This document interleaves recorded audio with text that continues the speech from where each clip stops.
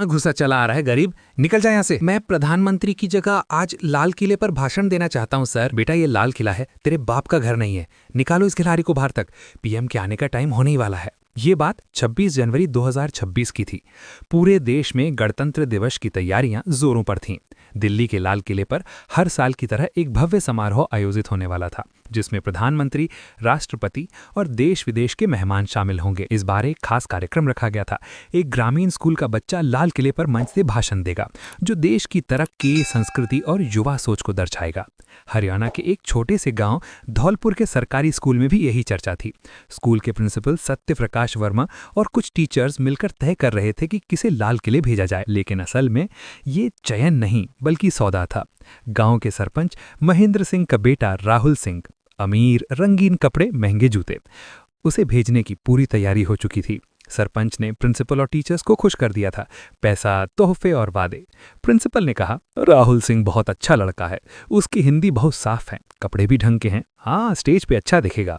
लेकिन क्लास के पीछे की बेंच पर बैठा एक 12 साल का दुबला पतला लड़का अमन कुमार चुपचाप सब कुछ सुन रहा था। फटी शर्ट, पुरानी चप्पल, चेहरे पर मिट्टी के निशान। अमन कुमार दलित परिवार से था। उसके पिता मजदूरी करते थे, माँ घरों में बर्तन साफ करती थी। लेकिन अमन कुमार पढ़ाई में बेहद तेज था, हर साल टॉप करता, निबंध प्रतियोगिता में पहला आता और उसकी हिंदी भाषा इतनी साफ और सुंदर थी कि टीचर भी हैरान रहते। लेकिन किसी ने कभी अमन कुमार को मौका नहीं दिया, क्योंकि वो गरीब था, छोटी जाति का था। 26 जनवरी से 2 दिन पहले यानी 24 जनवरी को मुख्यमंत्री के निजी सहायक, personal assistant Ashish Mishra school में निरीक्षण के लिए आए। उनके साथ 2 अधिकारी भी थे। उन्हें ये देखना था कि चयनित बच्चा वाकई काबिल है या नहीं। प्रिंसिपल और टीचर्स ने राहुल सिंह को सामने खड़ा किया। राहुल सिंह ने थोड़ी घबराहट में रटा हुआ भाषण शुरू किया। आदरणीय प्रधानमंत्री जी, राष्ट्रपति जी, हमारा देश महान है, हमारे नेता महान हैं। आशीष मिश्रा ने सुना, भाषण ठीक था लेकिन कुछ खास नहीं, बस रटी रटाई बातें। तभी अचानक भीड़ के बीच से एक आवाज आई, सर रुकिए। अमन कुमार में हाफते हुए कहा, सर मुझे एक मौका दीजिए। सर मैं इससे कहीं बेहतर भाषण दे सकता हूँ, मुझे एक मौका दीजिए। ये सुनते ही पूरे स्कूल में हंसी फूट पड़ी। टीचर्स ने एक दूसरे को देखा। प्रिंसिपल का चेहरा लाल हो गया। एक टीचर ने चिढ़कर कहा, अमन कुमार तू पागल हो गया है क्या? तू लाल किले पे भाषण देगा? तेरे कपड़े देख, तेरी हालत देख। अरे अगर ये गरीब भिखारी लड़का स्टेज पे गया तो हमारी बेइज्जती होगी, स्कूल की बेइज्जती होगी, देश की बेइज्जती होगी। इस लड़के को बाहर निकालो, ये हमारा मजाक उड़ा रहा है। सर प्लीज, मैं सच में अच्छा भाषण दे सकता हूँ, मैंने खुद लिखा है, बस एक बार सुन लीजिए। आशीष मिश्रा ने अमन कुमार को ध्यान से देखा। उनके मन में कुछ हलचल हुई। ये लड़का इतनी बेइज्जती के बाद भी अपनी बात पर अड़ा है, शायद इसमें कुछ खास है। उन्होंने हाथ उठाकर सबको चुप कराया। रुकिए, मैं इस लड़के की बात सुनना चाहता हूँ। प्रिंसिपल ने विरोध करने की कोशिश की।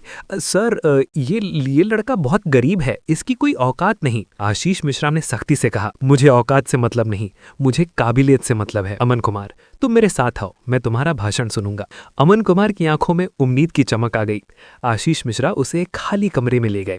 दरवाजा बंद हो गया। बाहर सब बेचैन खड़े थे। सरपंच घबराया हुआ था, टीचर्स परेशान, राहुल सिंह का चेहरा उतरा हुआ। 15 मिनट बाद दरवाजा खुला। आशीष मिश्रा बाहर आए।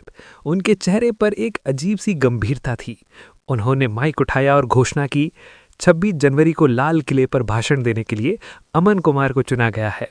पूरा स्कूल सन्नाटे में आ गया।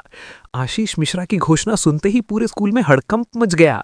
सरपंच महेंद्र सिंह का चेहरा लाल हो गया, मुट्ठियां भीज गईं। प्रिंसिपल और टीचर सकते में खड़े रह गए।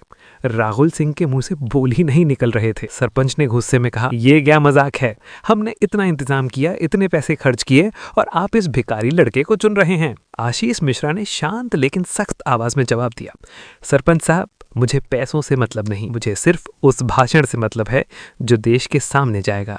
और मैंने अमन कुमार का भाषण सुना है, वो असली है, सच्चा है और दिल से लिखा गया है, इसलिए फैसला हो चुका है।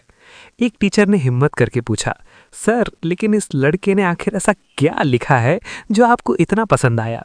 आशीष मिश्रा ने मुस्कुराते हुए कहा, वो आप 26 जनवरी को सुनेंगे, पूरा देश सुनेगा। अभी मैं सिर्फ इतना कह सकता हूँ, ये भाषण सिर्फ तारीफों का नहीं है, ये भाषण सच का आईना है। सबके मन में सवाल उठ रहे थे, आखिर इस गरीब लड़के ने क्या लिख दिया? लेकिन किसी को जवाब नहीं मिला। सरपंच का षड्यंत्र और अमन कुमार की चिंता।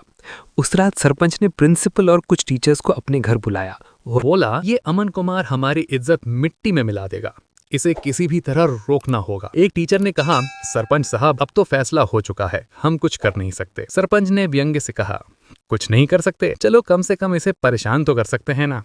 स्कूल में इसका मजाक उड़ाओ, बाकी बच्चों को कहो इससे बात मत करो, इसका आत्मविश्वास तोड़ दो।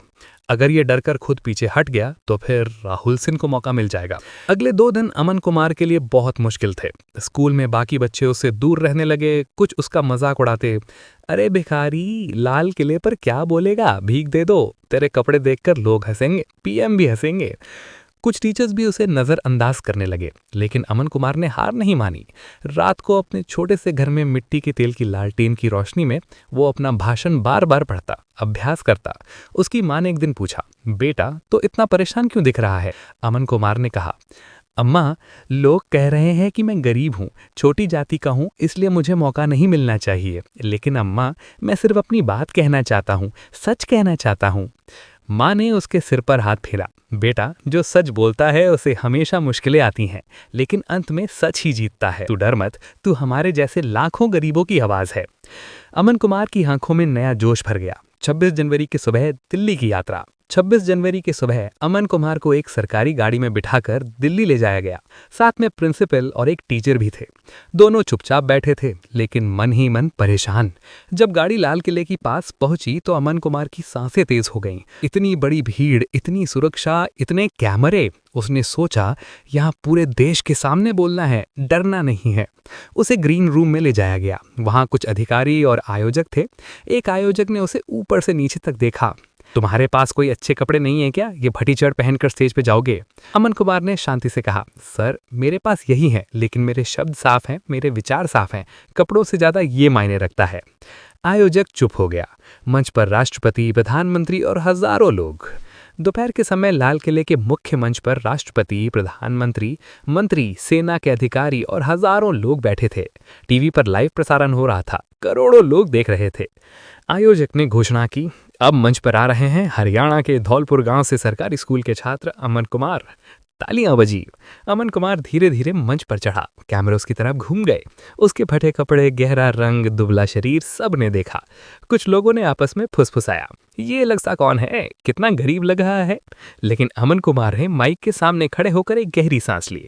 उसने प्रधानमंत्री की तरफ देखा, फिर राष्ट्रपति की तरफ, फिर पूरी भीड़ की तरफ, और फिर धीरे धीरे साफ कहा, आवाज में बोलना शुरू किया, आदरणीय राष्ट्रपति जी, आदरणीय प्रधानमंत्री जी, मंच पर उपस्थित सभी गणमान्य अतिथि और मेरे प्यारे देशवासियों, जय हिंद। पूरा लाल किला खामोश हो गया। सबकी निगाहें अमन कुमार पर टिकी थीं। अब असली भाषण शुरू होने वाला था, वो भाषण जो पूरे देश को हिला देगा। अमन कुमार ने एक पल रुककर पूरे लाल किले को देखा। लाखों तिरंगे झंडे, हजारों लोग, कैमरे और सामने बैठे देश के सबसे बड़े नेता। उसकी आवाज में अब कोई डर नहीं था, बस सच्चाई थी। अमन कुमार ने अपना भाषण जारी रखा। आज 26 जनवरी है, हमारा गणतंत्र दिवस। आज का दिन हमें याद दिलाता है कि हमारा देश दुनिया का सबसे बड़ा लोकतंत्र है। आज हम अपने संविधान को सलाम करते हैं, जिसने हर नागरिक को बराबरी, स्वतंत्रता और सम्मान का अधिकार दिया। हमारा देश महान है। यहाँ की संस्कृति हजारों साल पुरानी है। यहाँ की मिट्टी ने महात्मा गांधी, भगत सिंह, सुभाष चंद्र बोस, डॉक्टर भीमराव अंबेडकर जैसी महान नेता दिए। हमारे देश ने अंग्रेजों से आज़ादी छीनी। हमने अपना संविधान बनाया और आज हम दुनिया की 5वीं सबसे बड़ी अर्थव्यवस्था हैं। हमारे नेता मेहनत कर रहे हैं, सड़कें बन रही हैं, स्कूल खुल रहे हैं, अस्पताल बन रहे हैं, गरीबों के लिए योजनाएं चल रही हैं। Digital India, make in India, skill India, हर तरफ विकास हो रहा है। मैं अपने देश पर, अपने नेताओं पर गर्व करता हूँ। यहाँ तक सब कुछ सामान्य था। लोग खुश होकर तालियां बजा रहे थे, प्रधानमंत्री भी मुस्कुरा रहे थे। लेकिन अब अमन कुमार की आवाज में एक अलग ही गंभीरता आ गई। लेकिन आदरणीय नेताओं, मैं आज यहाँ सिर्फ तारीफ करने नहीं आया हूँ, मैं यहाँ सच बोलने आया हूँ। हमारा संविधान कहता है सब बराबर हैं, लेकिन क्या सच में ऐसा है? मैं एक छोटे से गांव से आता हूँ। मेरा परिवार दलित है। मेरे पिता मजदूरी करते हैं, मेरी माँ बर्तन साफ करती हैं। मैं अपनी क्लास में हमेशा टॉप करता हूँ, निबंध प्रतियोगिताओं में पहला आता हूँ। लेकिन जब मैंने कहा कि मैं लाल किले पर भाषण देना चाहता हूँ तो सब ने मुझ पर हंसा।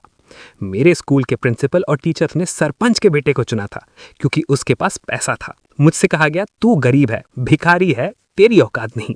मुझसे कहा गया अगर तू स्टेज पर गया तो देश की बेइज्जती होगी। क्यों? क्योंकि मेरे कपड़े फटे हैं, क्योंकि मेरी जाति छोटी है। पूरे लाल किले में सन्नाटा छा गया। कैमरे अमन कुमार पर फोकस हो गए। प्रधानमंत्री की मुस्कान गंभीर हो गई। अमन कुमार ने आके कहा, मैं अपने देश से प्यार करता हूं, लेकिन मुझे दर्द होता है जब मैं देखता हूं कि भेदभाव आज भी जिंदा है। हमारे संविधान निर्माता डॉक्टर भीमराव अंबेडकर दलित थे और उन्होंने इतना बड़ा संविधान लिखा। हमारे पूर्व राष्ट्रपति के.आर. नारायणन, रामनाथ कोविंद दलित समुदाय से थे और उन्होंने देश को गर्व दिया। हमारे कई मंत्री, IAS अधिकारी, डॉक्टर, इंजीनियर छोटी जातियों से हैं। तो फिर गांवों में, स्कूलों में, दफ्तरों में आज भी गरीबों को, दलितों को क्यों नीचा दिखाया जाता है? आज भी कई गांवों में दलित बच्चों अलग बैठकर खाना खाते हैं। आज भी नौकरियों में जाति देखी जाती है। आज भी अमीर के बच्चे को हर मौका मिलता है, गरीब के बच्चे को सिर्फ सपने मिलते हैं। हमारा देश तब महान बनेगा जब हर बच्चे को बराबर मौका मिले, चाहे वो किसी भी जाति का हो, किसी भी धर्म का हो, गरीब हो या अमीर। मैं आज यहाँ सिर्फ इसलिए खड़ा हूँ क्योंकि एक ईमानदार अधिकारी ने मुझे मौका दिया। अगर वो भी मेरे कपड़े देखकर हंस देते तो आज मैं यहाँ नहीं होता। तो मेरा देश से, अपने नेताओं से, अपने समाज से एक ही निवेदन है, गरीबों को, दलितों को, पिछड़ों को मौका दीजिए, उन्हें सम्मान दीजिए, उनकी काबिलियत देखिए, उनके कपड़े नहीं। जय हिंद, जय भारत, जय संविधान। अमन कुमार ने हाथ जोड़े और माइक से पीछे हटा। कुछ सेकंड के लिए पूरा सन्नाटा रहा। फिर अचानक प्रधानमंत्री खड़े हो गए और जोर से तालियां बजाने लगे। उन्हें देखकर राष्ट्रपति भी खड़े हुए, फिर मंत्री, फिर सेना के अधिकारी, फिर पूरी भीड़, सब खड़े होकर तालियां बजाने लगे। करोड़ों टीवी देखने वाले लोगों की आंखों में आंसू थे। प्रधानमंत्री मंच पर आए, अमन कुमार के कंधे पर हाथ रखा। बेटा, तुमने आज वो कहा जो कहना जरूरी था।